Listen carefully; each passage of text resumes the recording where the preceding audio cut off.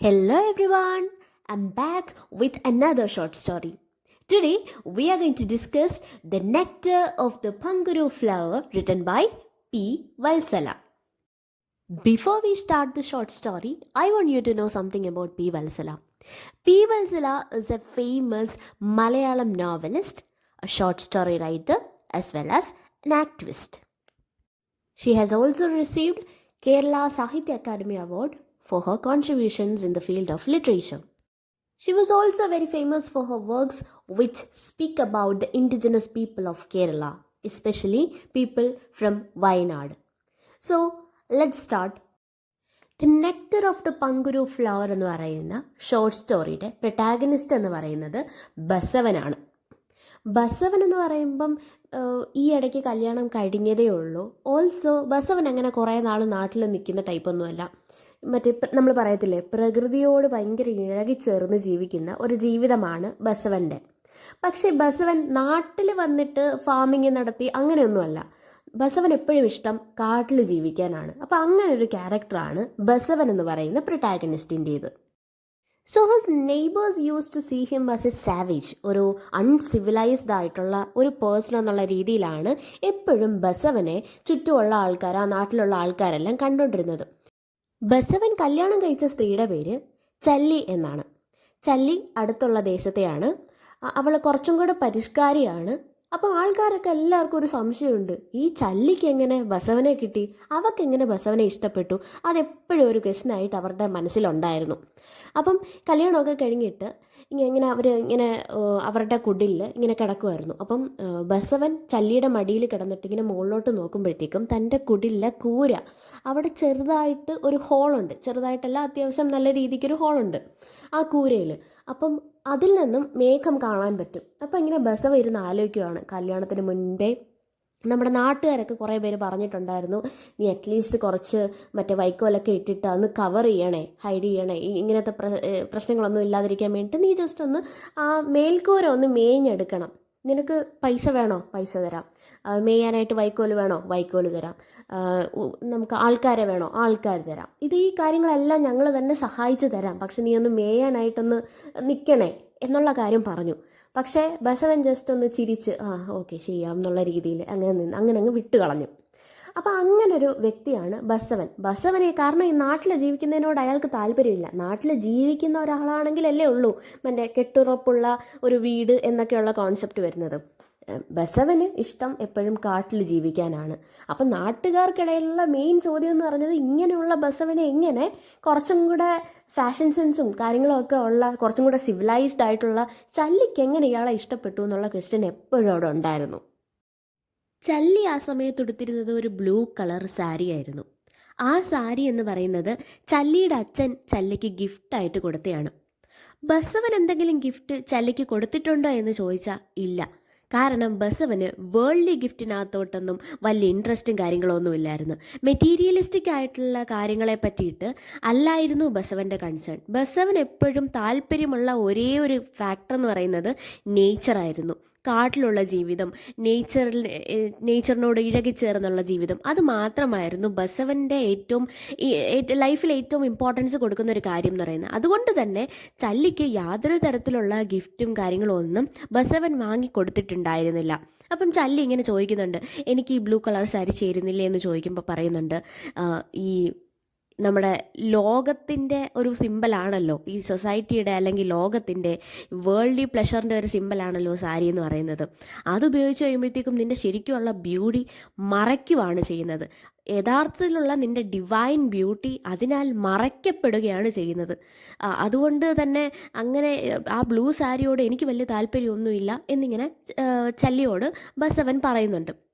അപ്പോൾ എപ്പോഴും മെറ്റീരിയലിസ്റ്റിക് ആയിട്ടുള്ള അല്ലെങ്കിൽ ആർട്ടിഫിഷ്യൽ ആയിട്ടുള്ള കാര്യങ്ങളെ പറ്റിയിട്ടൊന്നും ബസവന് വലിയ ഇൻട്രസ്റ്റും കാര്യങ്ങളൊന്നുമില്ല. എപ്പോഴും നേച്ചറിനോട് ഇഴകിച്ചേർന്ന് ജീവിക്കുക എന്ന് പറയുന്ന ഒരേ ഒരു കാര്യം മാത്രമാണ് ബസവൻ എപ്പോഴും ഫോക്കസ് ചെയ്യുന്നത്. അതുകൊണ്ടൊക്കെ തന്നെ ആയിരിക്കാം നാട്ടുകാർ എപ്പോഴും ആലോചിക്കുന്നത്, ഇത്രയും പരിഷ്കാരിയായിട്ടുള്ള മോഡേൺ ഔട്ട്ലുക്കുള്ള ചല്ലി എങ്ങനെ ഇയാളെ കല്യാണം കഴിച്ചു, എങ്ങനെ ഇയാളോട് ഇഷ്ടം തോന്നി അവൾക്ക്. ബസവൻ ഇങ്ങനെ വളരെയധികം ബോറടിച്ചിരിക്കുന്ന മാതിരിയാണ് ആ ഹട്ടിലിരിക്കുന്നത്. അപ്പോൾ ചല്ലിക്ക് ഒരു സംശയം, ഈ കല്യാണം കഴിഞ്ഞിട്ട് ഇത്ര നാളെ ആയുള്ളൂ, അതിനു മുൻപേ ഇയാൾക്ക് എന്നെ ബോറടിച്ചോ? യഥാർത്ഥത്തിൽ ഈ ആ ഗ്രാമത്തിൽ വന്നുള്ള ജീവിതമായിരുന്നു അയാൾക്ക് ബോറടിച്ചത്, ചല്ലിയായിരുന്നില്ല. അയാൾ എപ്പോഴും അയാളുടെ ആഗ്രഹം എന്ന് പറയുന്നത് കാട്ടിൽ പോയി താമസിക്കുക എന്നുള്ളതാണ്. അത് നടക്കാത്തത് കൊണ്ടുള്ള ആ ഒരു ബോർഡമാണ് അയാൾ കാണിക്കുന്നത്. ആ സംസാരിച്ചു കൊണ്ടിരിക്കുന്ന ആ ഒരു സമയത്താണ് ഒരു ബീയുടെ ബസ്സിങ് സൗണ്ട് കേട്ടത്.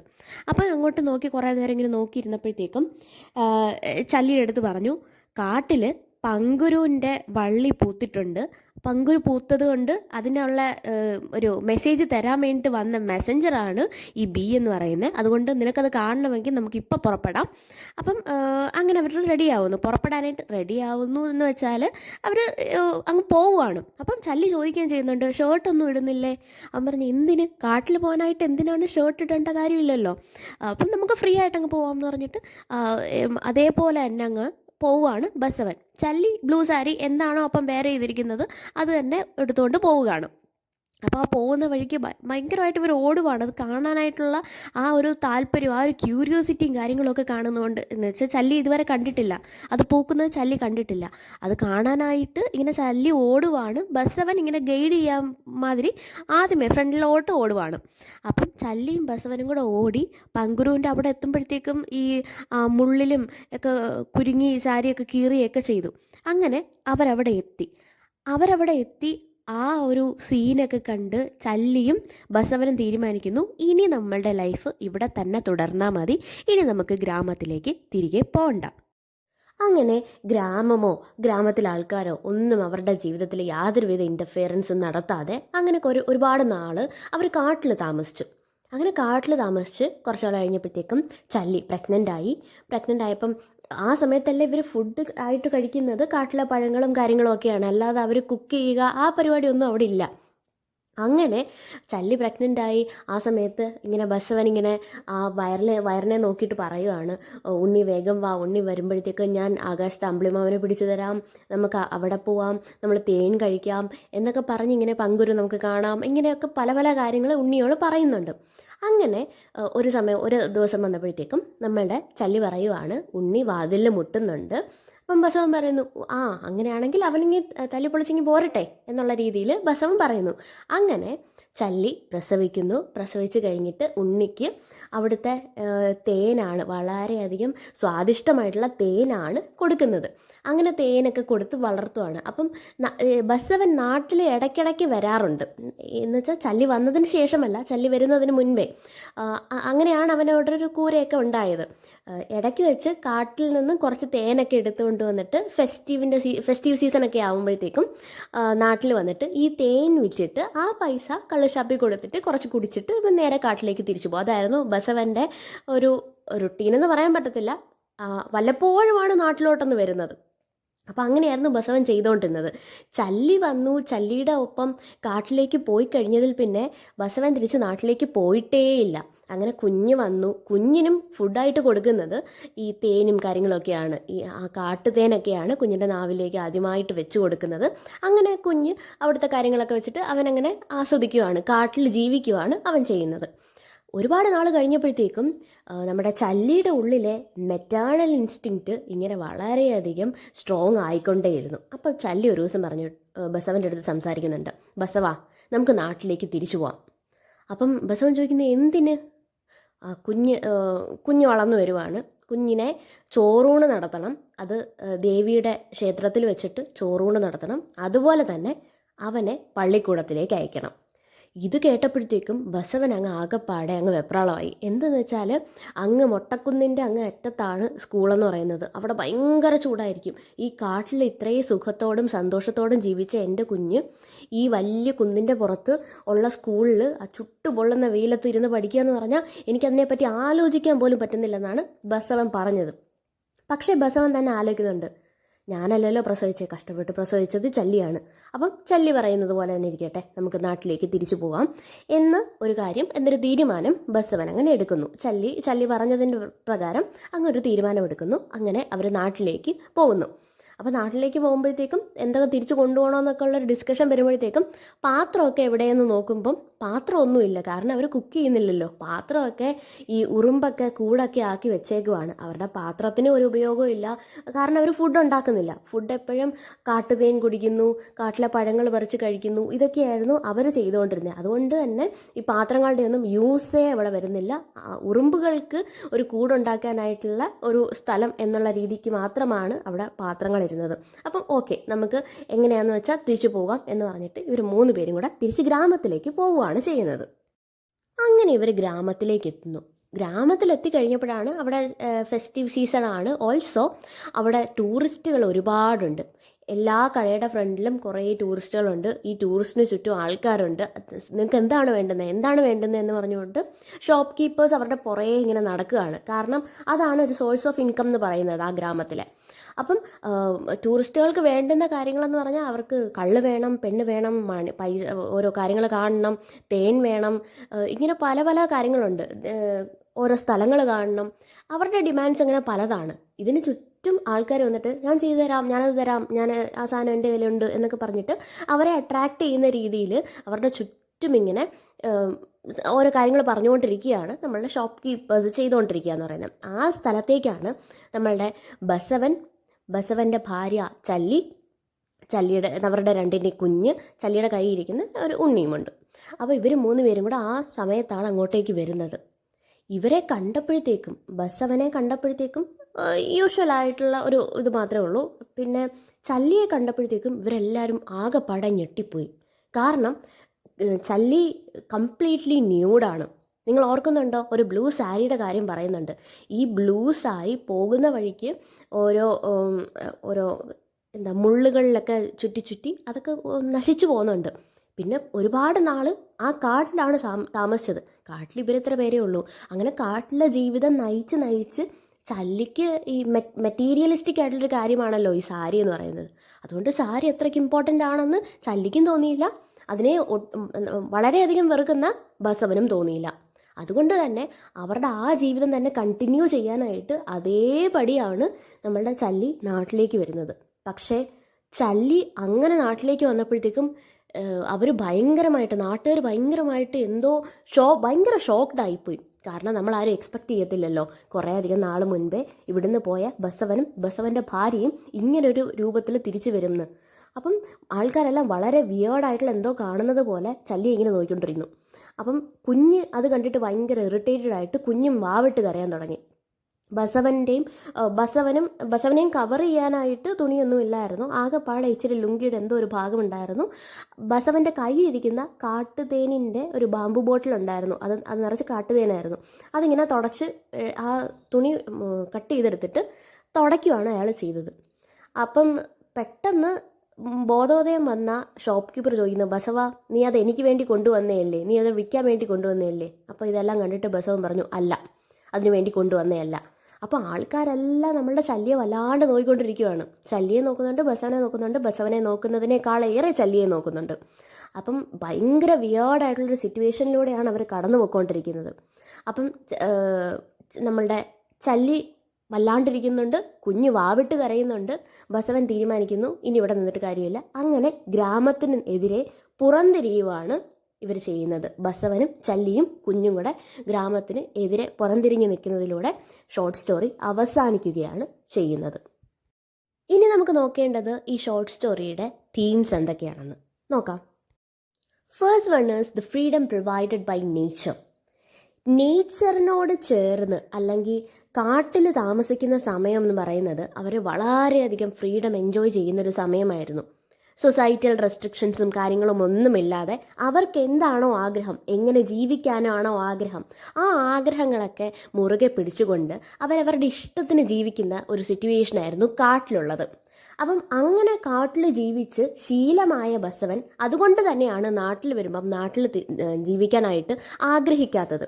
നാട്ടിൽ നിൽക്കുമ്പോൾ വളരെ ബോറിംഗ് ആയിട്ടുള്ള ഒരു ഫീൽ അനുഭവപ്പെടുന്നതും ആ ബോർഡം അയാൾ അതുപോലെ തന്നെ എക്സ്പ്രസ് ചെയ്യുന്നതും നാട്ടുകാർക്ക് അവൻ സാവേജായി മാറിയതും എല്ലാം ഇതുകൊണ്ടാണ്. നാട്ടിലേക്ക് വരുമ്പം അയാൾക്ക് ഭയങ്കര റെസ്ട്രിക്ഷൻസും പ്രഷറുമാണ് ഫേസ് ചെയ്യേണ്ടി വരുന്നത്. അപ്പോൾ അയാൾ ആലോചിക്കും, ഞാൻ കാട്ടിൽ താമസിക്കുമ്പോൾ ഇത്രയൊന്നും പ്രശ്നങ്ങളില്ലായിരുന്നല്ലോ, കാട്ടിൽ ഞാൻ ഫ്രീ ആയിരുന്നല്ലോ എന്നുള്ള ആ ആലോചനയുടെ പുറത്താണ് അയാൾക്ക് നാട്ടിൽ താമസിക്കാനായിട്ട് ഒരു കാരണവശാലും ഇഷ്ടം ഇല്ലാതിരുന്നത്. കാരണം സൊസൈറ്റിയുടെ റെസ്ട്രിക്ഷൻസ് എപ്പോഴും ഉള്ളത് അയാൾ തൻ്റെ ഗ്രാമത്തിലേക്ക് തിരികെ പോകുമ്പോഴാണ്. You should be like this എന്നൊക്കെ പറഞ്ഞ് അയാളെ അവർ തന്നെ ഉണ്ടാക്കിയെടുത്ത ആ ഒരു ഫ്രെയിം വർക്കിന് ഉള്ളിലേക്ക് കയറ്റുന്നത് ഗ്രാമത്തിലെത്തുമ്പോഴാണ്. അത് ബസവന് ഇഷ്ടവുമല്ല.